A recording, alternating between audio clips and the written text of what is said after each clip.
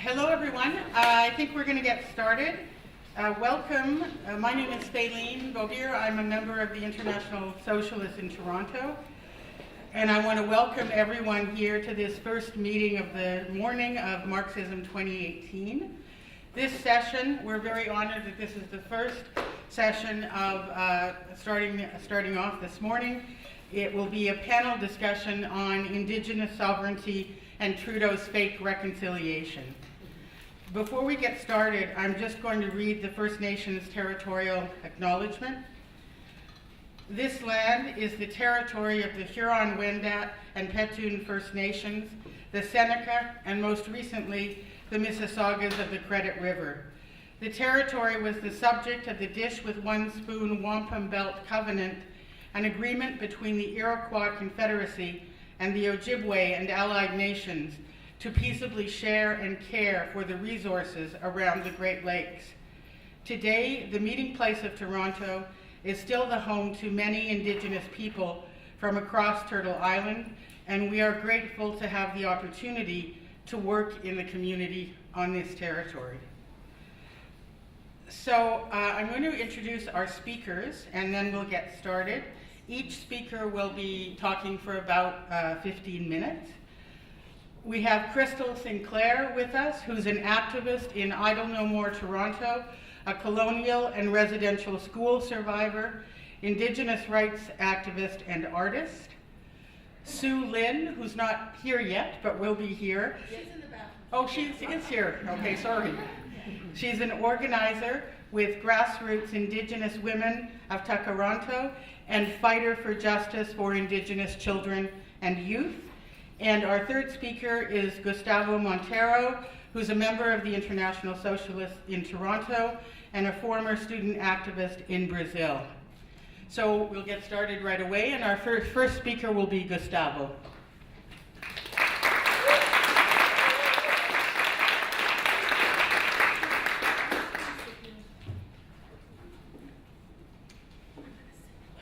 All right, thank you everyone. Good morning, first of all, and thank you everyone for being here this morning, being here today, being here for this conference. As a member of International Socialists as well, I'd like to thank you, Crystal and Sulin, for participating in this very important discussion this morning here with us. I'm honored to be here with both of you, who are two amazing leaders here in Toronto, but also in the province and the country when it comes to the Indigenous resistance. And I want to start my talk, folks, trying to bring up a discussion and kind of maybe like analysis, comparison about the land acknowledgement and this fake reconciliation process proposed by Trudeau and the Liberals government of so-called Canada. The land acknowledgement is very important as a step forward in bringing awareness for settlers about the history of this territory. We all should know already what took place across Turtle Island for real. However, the events that happened here were written by those who stole the land instead, and so stories were, sugar-coated and dramatized to make colonizers look like heroes. So we've become more aware of this real history throughout the time, and these days, since a long time now, we do the acknowledgement, and we should be doing it at our events, meetings, demonstrations, public institutions, workplaces, where not, communities, and so on. However, I think, is this everything we have to do?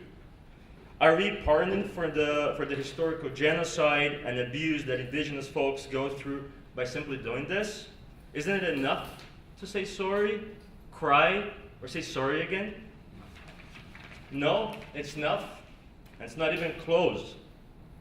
And I hope we as settlers and people in this room, we're on the same page on this. Because Mr. Real Change, Trudeau, seems to believe that he's done enough to help Indigenous peoples.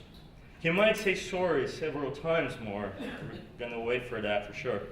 And Trudeau, when he was elected, he brought a message about truth and reconciliation in order to build a just and fair nation-to-nation relationship between Canada and Indigenous peoples.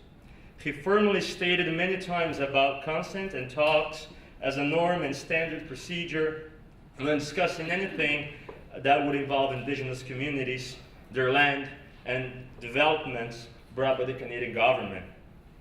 As Arthur Manuel says in his book, The Reconciliation Manifesto, this is a really amazing book that I really recommend everyone to read it.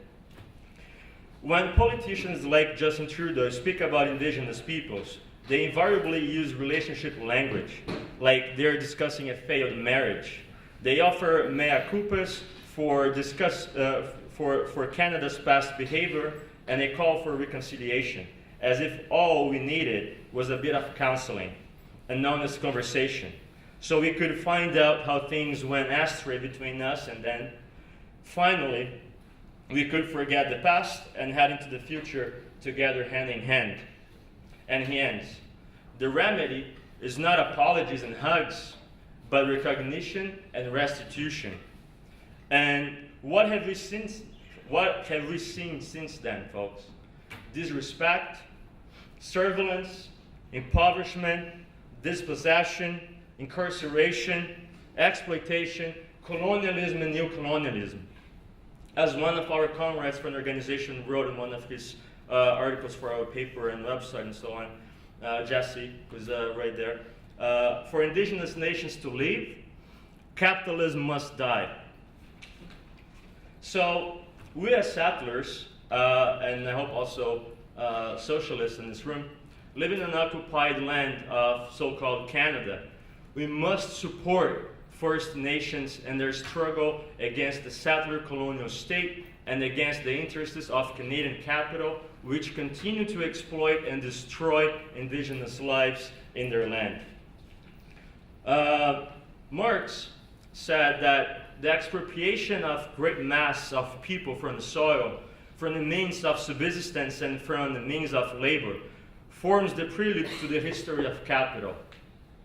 Trudeau's reconciliation process actually is a new term to rebrand the termination policy proposed in 1969 by his father, which aimed at breaking native connection to their land.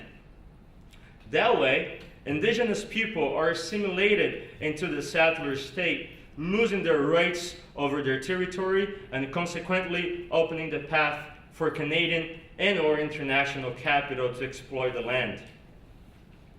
The strategy keeps changing its name only and are all forms of genocide because they break the link between Indigenous peoples and their ownership and jurisdiction over their lands.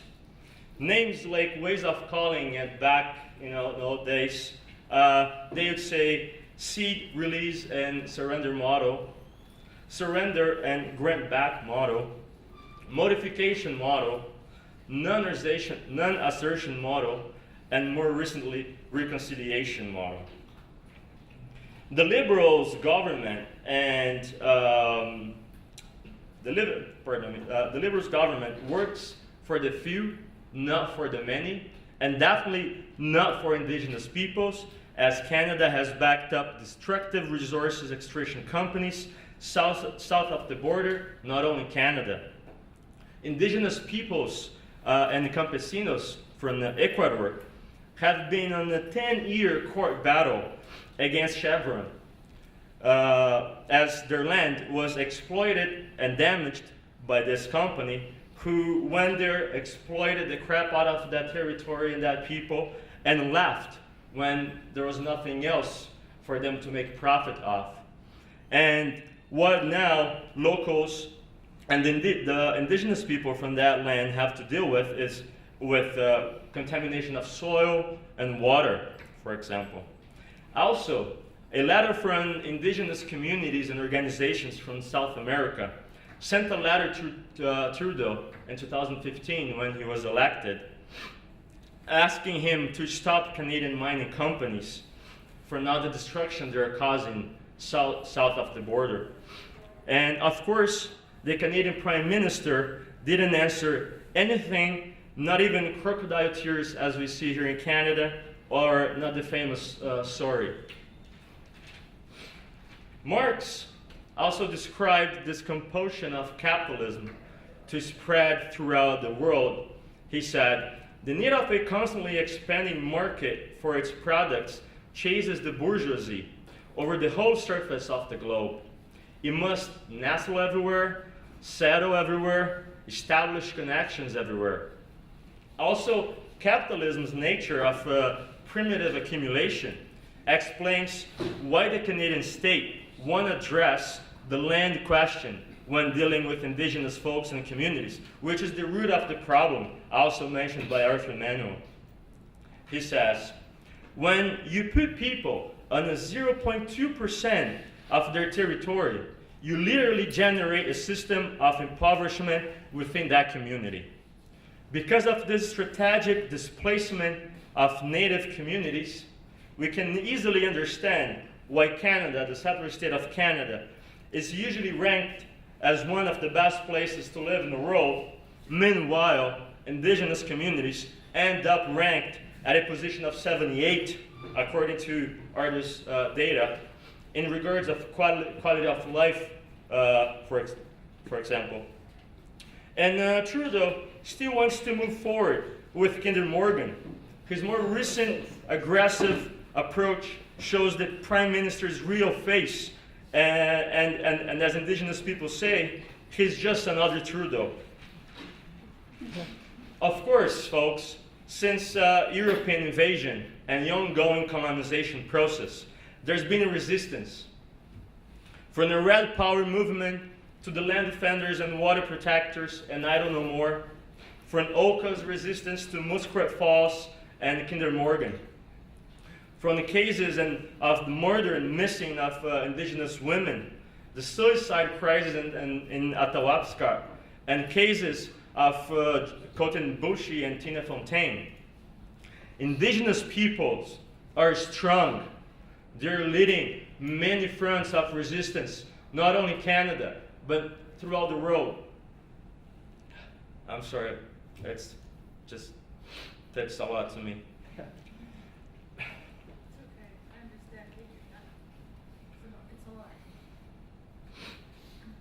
They're strong, and we must support them on their struggle for self-determination, justice, and recognition. They cannot have reconciliation until their Aboriginal and treaty rights are recognized, their collective systems and practices inspired many socialists. And we must end this capitalism effect of separating people from the connection to the earth and reducing us and the planet to economic units of production. And here I end my talk, but I want to share quickly a few moments that I've been here in Canada since I came to since I came to Turtle Island. I'm from Brazil. And last year, I went to Ottawa on Canada Day. Last minute, a bus organized by Black Lives Matter and Kelsey, they organized a bus and we went to Ottawa to be in solidarity with the youth who set up the teepee in front of Parliament Hill.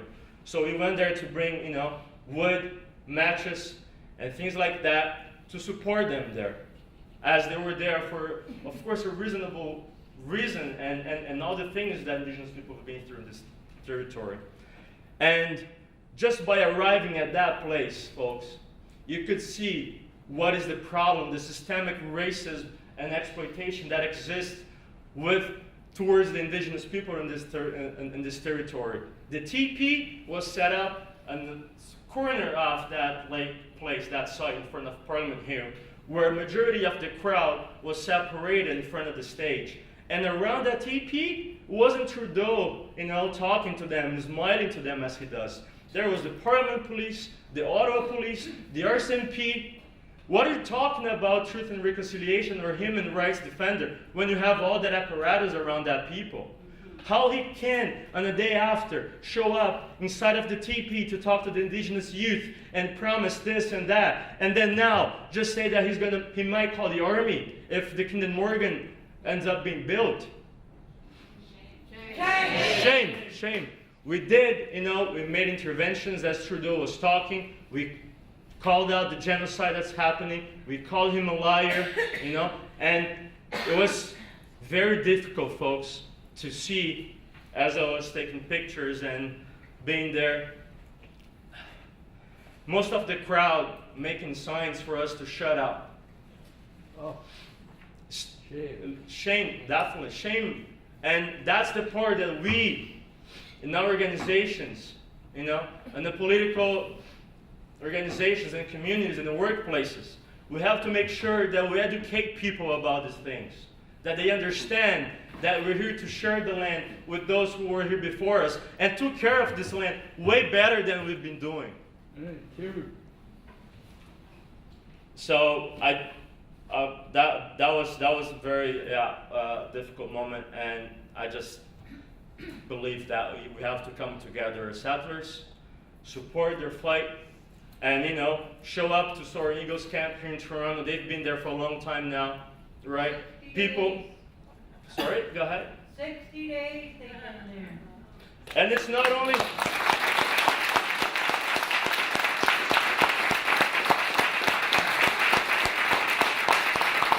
And guess what? Before that, in front of INEC office on Yonge and Sinclair, the Grassroots Indigenous women movement in Tkaronto were there as well. 2 years in a row, for months. And then the government comes and says, we're going to call an emergency meeting about it. And like a year later, do you even know what emergency meeting means? Like a year later, you're kidding us? You're kidding with these people for so long? So it's definitely time for action, time for resistance. Join the resistance as you can, but definitely be in support of Indigenous peoples across the world. Thank you.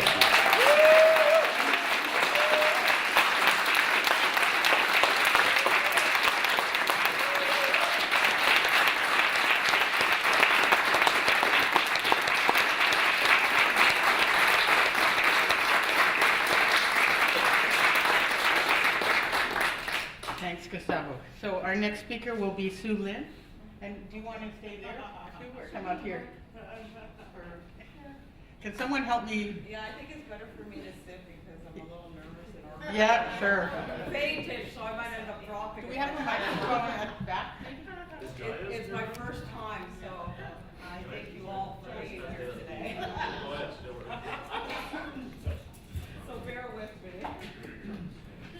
One thing we have to start talking about is decolonizing pie, by the way.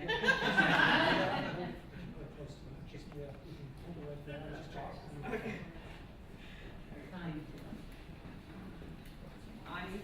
My name is Lynn Manoni. Closer. Ani Sego. My name is Lynn Manoni. I am Italian and native descent. I do not know my father. I've never met him, which is the reason why I'm here today.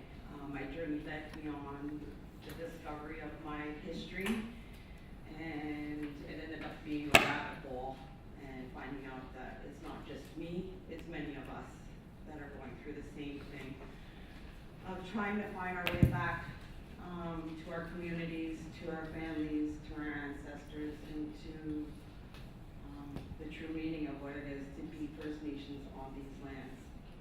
As I grew up, I always knew and always represented when people asked, where are you from?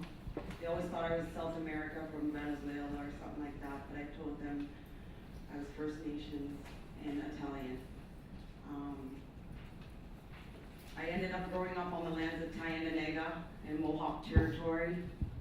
Every summer when school would get out, my settler grandparents bought a piece of land, leased a piece of land from the Mohawks. And they would take me out there every summer just so I would have some sort of land connection, knowing my ancestry and my history and not having access to it. That was the best that they could provide me with at the time. Am I switching mics here? Yeah. Yeah, because I'm a little nervous and my shaking. Yeah. So once I was on those lands, I gained, and gratefully so, the spirit name of Running Deer. That was from my grandmother, who was a settler, and I guess that was the spirit she saw when she saw me running on those lands every summer. It's also the reason why myself and a lot of us community members stood at INEC for 157 days.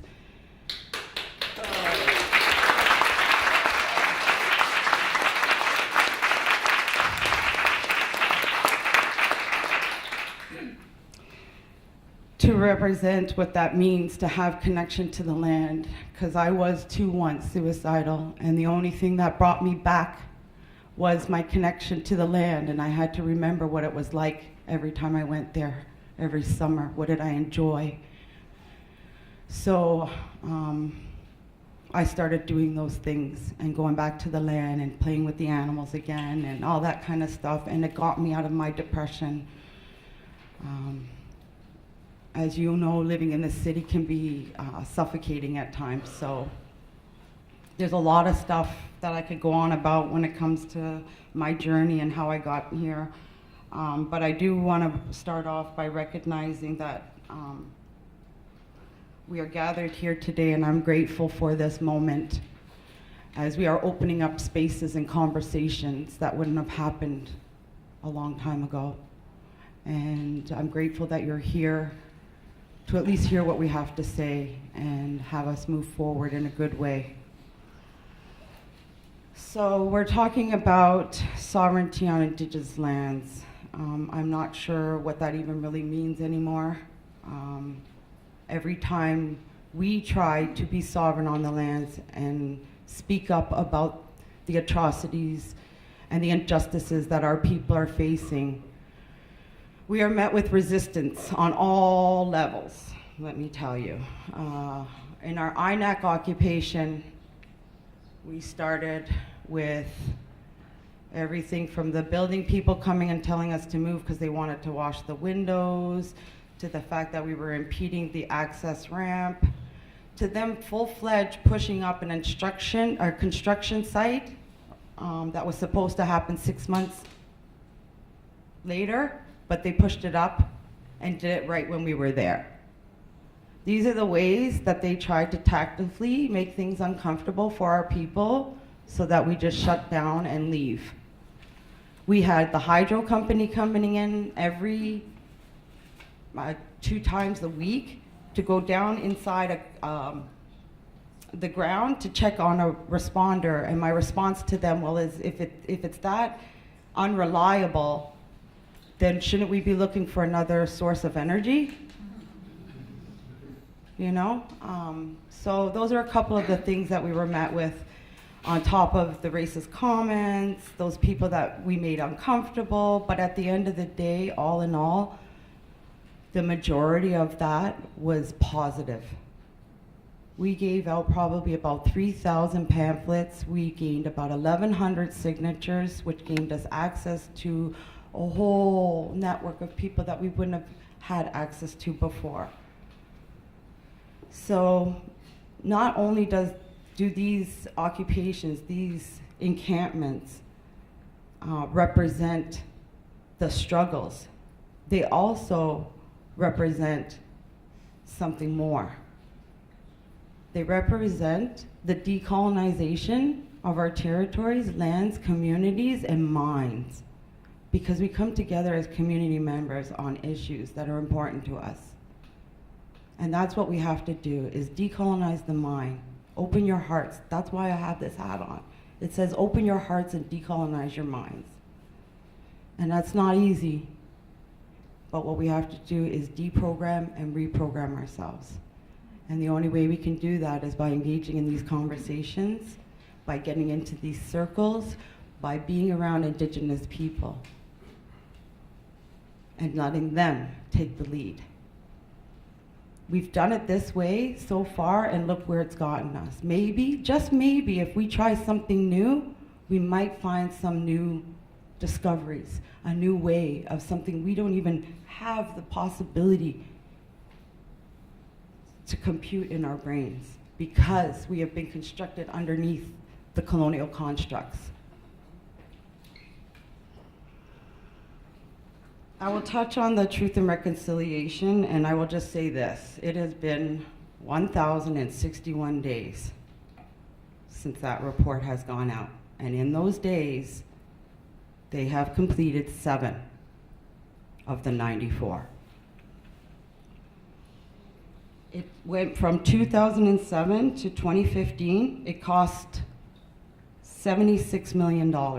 It was a 6-year thing, and they only engaged with 65 to 7,000 of those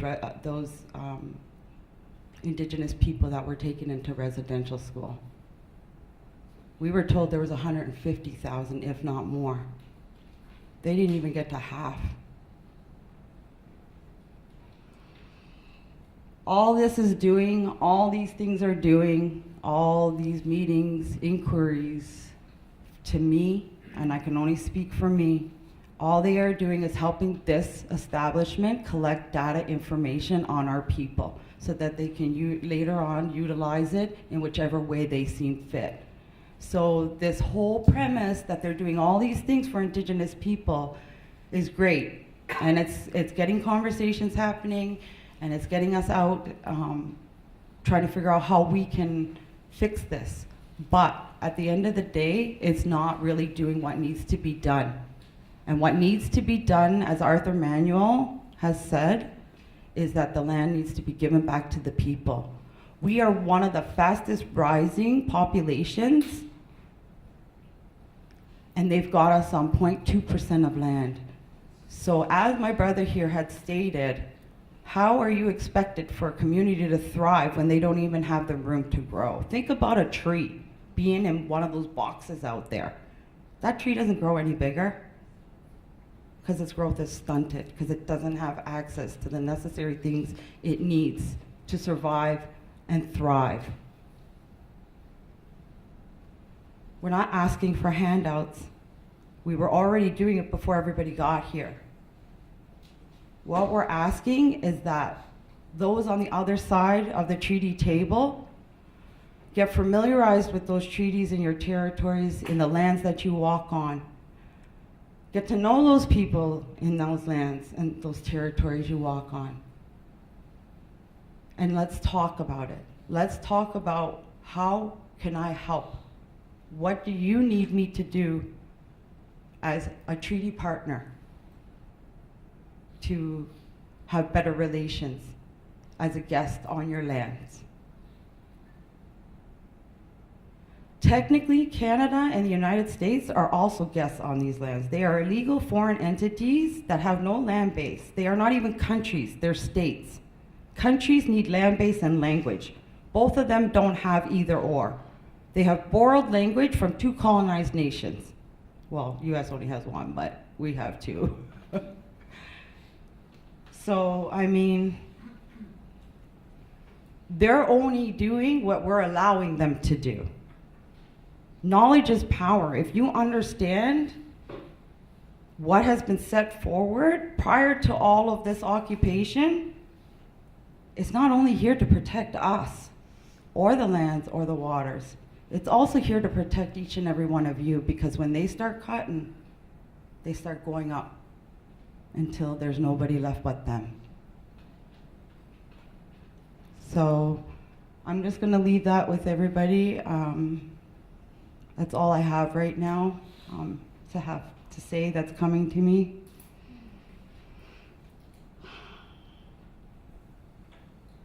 It's hard, it's not easy, and I want you all to know that it's extra, extra, extra hard on our people. Me sitting in front of you is already uncomfortable for me because I lived a privileged life. I'm white passing. I grew up in Toronto. I had things that my brothers and sisters that lived on res didn't have. Therefore, I'm not here to speak of what they go through. I'm not here to speak for them. I'm here to amplify the voices that we hear when we have circles, when we have encampments, when we have these things that we try to get people to hear us, and you're not hearing us loud enough. We are in a state of emergency. In the province of Ontario, there are boiling water advisories. There's 5 do not consumes, and actually one reserve has an issue where they're actually getting boils on their skin. Can I tell you, you're only 1,000 kilometers away from there? And the only thing that is protecting cities like this are the water filtration plants. And why do we deserve to have at least that much, and they don't even deserve to have access, let alone clean? So I thank you all once again for being here, for allowing me this space. I thank you all, to all my ancestors, to my brothers and sisters that are in this room, holding me up right now as I look around and see all the familiar faces. I give thanks to every single one of those people and every single one of you that are taking this walk and journey with us in hopes to have a new day and a better way for us all, and especially for our future generations. Nawe, miigwech welale.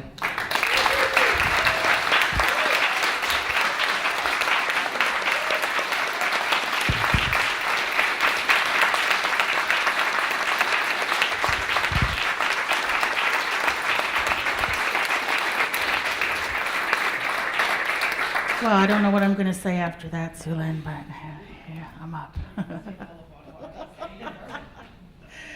Tanse Nenenewin Ononoskapi Mohican.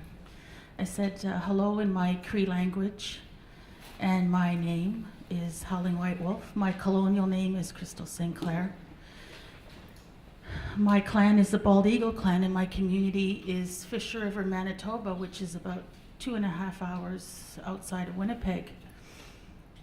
And I'm going to tell you a bit of my story because I think that it's going to put into perspective a lot of the struggle that a lot of Indigenous people have gone through on their territories due to the acts of assimilation by the colonial government. I believe that Indigenous people, if you're here today, sitting today, you are a very active resistance. Just your presence is an active resistance. Ooh, woo. I believe that.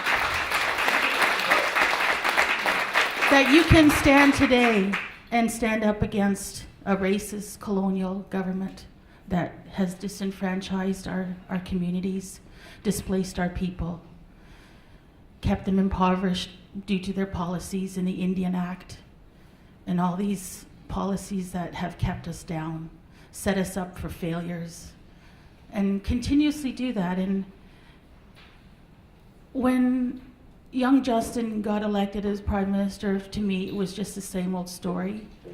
It's the same thing over and over again, the promises, and then once they're elected, you know, they try to make good on a couple things, but are they making real change? And for me, when I see what real change is, I see that it comes from the people, not from governments. They're happy with the status quo. They're happy that their pockets and their investments continue to grow, but what they are forgetting is, where is all this coming from? They're still stealing from our people. They're still stealing their land. And we have children in foster care, young kids in the north committing suicide and struggling on a day-to-day basis. I think that, you know, Justin is just an extension of his father. His father, like you already touched on the white paper of 1969 and when that was created. So, you know, he was raised in that environment, and that's a mindset that is so ingrained in Canadian politics. If I were to say that I've seen change, I've seen it from the people, our Indigenous communities and the youth standing up, resisting today, standing up on their territories and blocking oppressive systems like the pipelines that are going to come in and destroy the environment, the water, the communities. Governments always shrug their responsibilities, and I've seen it from the day that I was born. My ancestors seen it, and they've seen it from time immemorial when they stepped on this continent. So do I believe in their politics? No, I don't. My grandparents didn't get to vote till 1960. That's when Indigenous people were allowed to vote in this country. They resisted and did their part, and so did my ancestors before that. The war chief, Big Bear of the Prairies in the 1800s, did the best he could to resist. You know, all our ancestors who fought on the plains, people in my community. Residential school survivors are fighters. I'm a second generation residential school survivor. My grandmother had 13 kids, and they came for every one of them. My aunts, my uncles, my cousins, a lot of them did time, that's what I call it. You know, they were in institutions and they were, you know, treated very, very poorly, abusively, to the point where they took their names, their culture.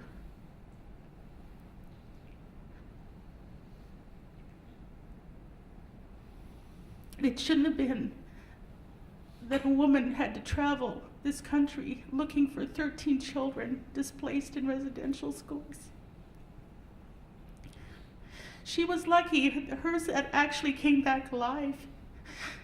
So many families still today don't know what happened to their family members. So do I think reconciliation is real? I think that it's like all politics, it becomes a buzzword. It's something you can check off that you did. I think that when we see change, we have to see that we're actually sovereign people, sovereign on our territories, in our politics, that our form of governance is brought back and we're restored, that our communities are thriving, our children are healing, our families are healing. I've been on a healing journey for quite a few years, reclaiming my culture, finding my family. I was lucky. I got to be reunited with my family in my teens after I'd gone through foster home and a year in a residential school.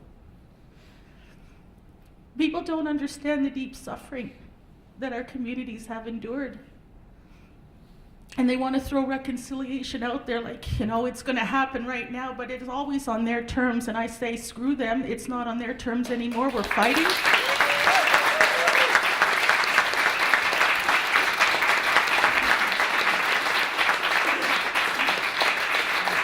And if your form of resistance is to be working in a job where you can be an ally and understand that your decolonization and understanding Indigenous people of what they faced, and you can share that message with other people, you're doing your part.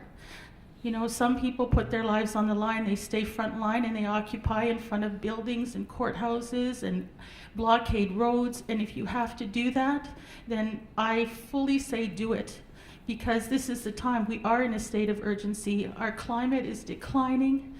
Mother Earth has taken such a hard hit. People have paid attention to what happened in Standing Rock. Now we're facing it in BC, our brothers and sisters, you know, taking a stand to protect the environment and land and for future generations. You know, my ancestors did that for us, and we continue on, and the work that Lynn and Sigrid and all our community members do out there to bring the youth along, they're the next people going to move this forward. So, you know, we're all in growing pains, but at least we're moving, because we know they're not going to do it. Yes, you fight politically. You fight from whatever angle you are at. You can be an artist and express it in your artwork, and it's been going on for generations. Norval Morrisseau, a residential school survivor, his artwork depicted so much. It's in our stories, it's in our life, it's in who we are as we carry. We are the resistance, and we are the people who make change. Do it from whatever angle you can, but do it, and do it now. Even if you have to stand out there at those rallies, if that's your part of resistance, do it from whatever angle you can. Hi, miigwech.